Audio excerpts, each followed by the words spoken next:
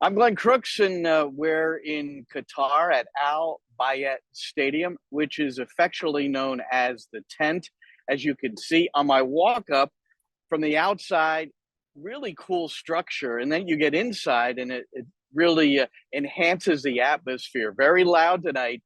England, USA. It was about 50-50, I would say, the crowd. 68,463. They didn't see a goal. The final 0-0. There were a lot of big chances, but it's the fifth scoreless draw in the World Cup. Just one change overall for both teams in the starting 11 from their first games. Haji Wright in for Josh Sargent. And in the first half, it looked like the Americans, a bit of a nervy start. You had Antonee Robinson and Walker Zimmerman in the 12th minute, both with giveaways that England was unable to take advantage of. And then Haji Wright in the 17th minute. At that moment, he made a darting run to the front post, got a service from the flank, Yunus Musa, and he just missed the target. But that seemed to spark the U.S. Christian Pulisic, who only had 2 touches in the first 15 minutes, eventually named the man of the match for the U.S. He hit the crossbar in the 33rd minute. Winston McKennie, he had a good game. He came out a little bit later on. He's still nursing an injury. But he did this pirouette against Declan Rice in the midfield, which helped set up Pulisic, who drove it on the left and struck the crossbar. And then, so the U.S. is feeling good about it. The Americans, the supporters to our right here at Al Bayat Stadium, and they started the chant, "It's called soccer. It's called soccer." And they picked that up because Christian Pulisic, whenever he scores a goal, he has a T-shirt underneath his jersey. He'll lift it up, and it says "It's called soccer." And of course, that's at the all the people that want to call it football. Here in America, we call it soccer.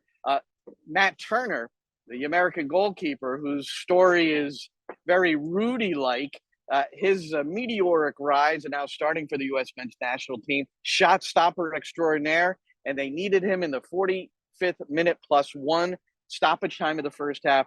Turner diving to his right to stop a Mason Mount shot. That kept it level at 0-0. So second half, U.S., no changes made either side. U.S. dominated the opening 20 minutes, 5 shots to none for England, 5 corner kicks to none for England, but no shots on target, none on frame. And then it was a dry spell for both teams, 25 minutes without an attempt. It was Marcus Rashford that finally got a soft shot that Matt Turner saved with ease. Harry Kane in stoppage time came up with a header that just went wide left. So the American supporters could exhale at that moment. I'm sure they, in the technical area, the coaching staff, the players there, just the same. I think one of the keys to the game for me, and it's on the defensive side for the Americans, this guy, Jude Bellingham, 19 years old. He's been bossing the midfield for Dortmund, and he had an exceptional game, electrifying game in the opener against Iran, that 6-2 win for England. And he was completely nullified by the midfield combo of Tyler Adams and Yunus Musa.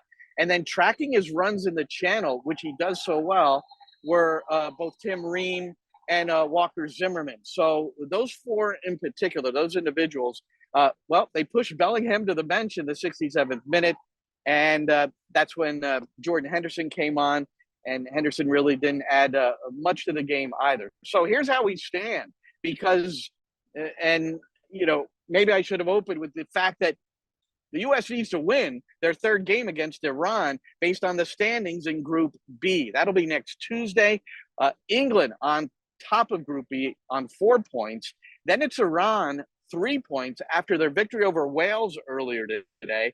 Dramatic for them, a late winner, and they beat Wales 2-1. And then the U.S. now on 2 points. And so a tie against Iran is not going to get it done. Only the top 2 from each group go here in 2022 to the round of 16. So it's interesting. The Americans really have to feel and will feel very, very good about their performance. But by not getting the result either against Wales, a win result, or a win result against England, and it could have happened, they put themselves in a position where it's a must-win against Iran. And in closing from Al Bayat Stadium, a big part of the story today, Gio Reyna making his World Cup debut. Greg Berhalter had to answer a lot of questions about why Reyna did not play in the first game. There was some talk maybe He was still nursing the hamstring a little bit. He claimed he was 100%. Did not start tonight, but he came in 83rd minute, and he replaced Tim Weah. Got some quality touches on the ball, but got the feel for being on the pitch at a World Cup. Will he play a significant role next Tuesday against Iran? We'll have to wait and see. From Qatar and Al Bayed Stadium for New York Post Sports, this is Glenn Crooks.